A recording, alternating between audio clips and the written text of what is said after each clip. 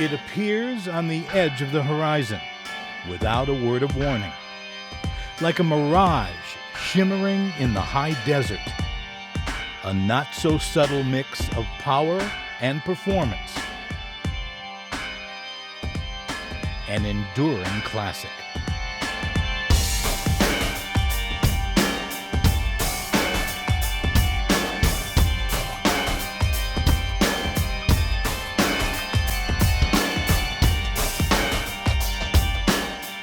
Do you remember the first time you got behind the wheel of a Viper? Well, I remember the first time I saw a Viper. I was still a student as a car designer, and I saw the Viper at Detroit Auto Show. It was only a concept, this beautiful roadster, a red roadster. I'll never forget that moment, because that's the first time I actually considered Chrysler. You know, I always thought of GM and Ford, and Chrysler was there, but not front of mind. I saw that, and I was like, who is this company that would make this car, you know? The concept of the Viper was born, innocently enough, from a casual conversation one day in 1988 between two automotive icons, Bob Lutz and legendary automotive designer and racing driver Carroll Shelby.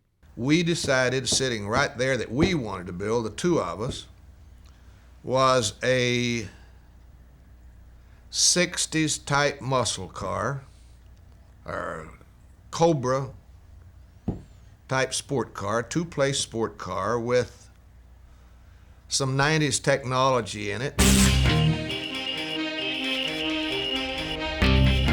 A concept version of the Viper was constructed a few months later, and it was unveiled at the North American International Auto Show in Detroit in 1989.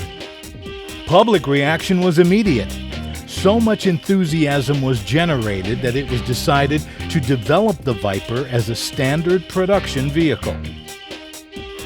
The first Dodge Viper rolled off the assembly line in April 1992, but not before Chrysler President and CEO Lee Iacocca gave it a big build-up in January 1992 at the Detroit Auto Show. This doesn't excite you, check your pulse, because you're not well today. This is Viper. We had it on the circuit last year, and it was the hit of every auto show in the United States. I'm not just talking about America, by the way. It made the cover of 6 European books before we showed it at the Frankfurt show. And would you believe we got a lot of mail on this, a lot of orders, a lot of money sent in. The president of the German Ferrari Club wrote to ask about ordering his. At this moment, Viper became part of a rare breed, a concept sports car that actually became a production car. The centerpiece of the car was its engine.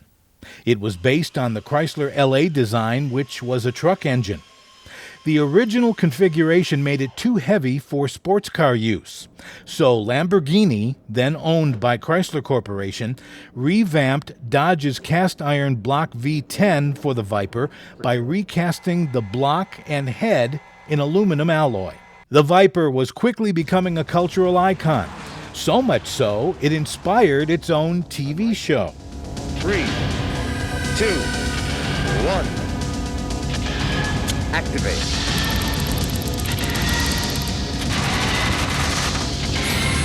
For 4 seasons, the Viper battled bad guys with an array of high-tech weapons, everything a racing enthusiast / crime fighter would need.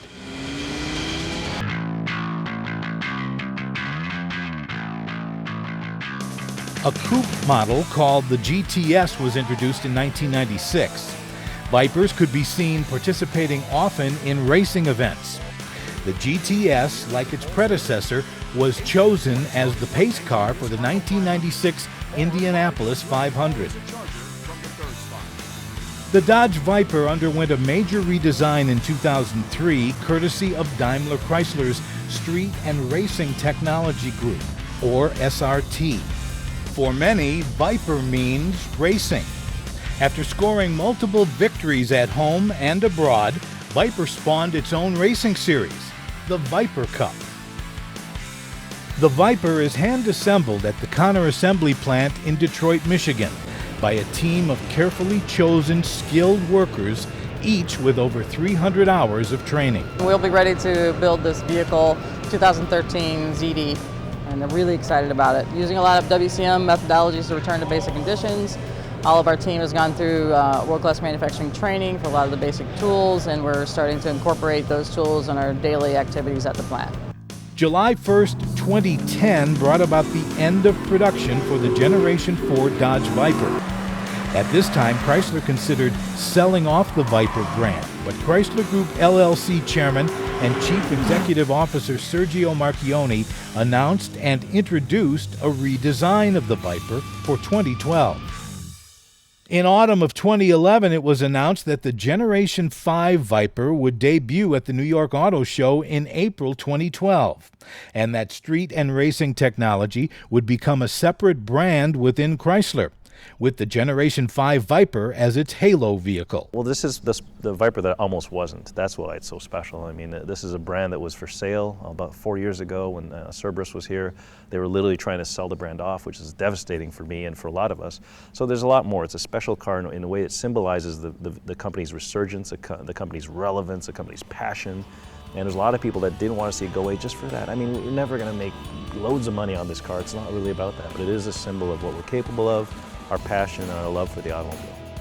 For 2 decades, Viper has been the standard bearer in the automotive high-performance world, street legal and track ready. And as it begins its 3rd decade, the commitment of craftsmanship and care, beginning in the factory and soaring at the finish line, cinches the connection between car and driver, a connection that gets more powerful every day.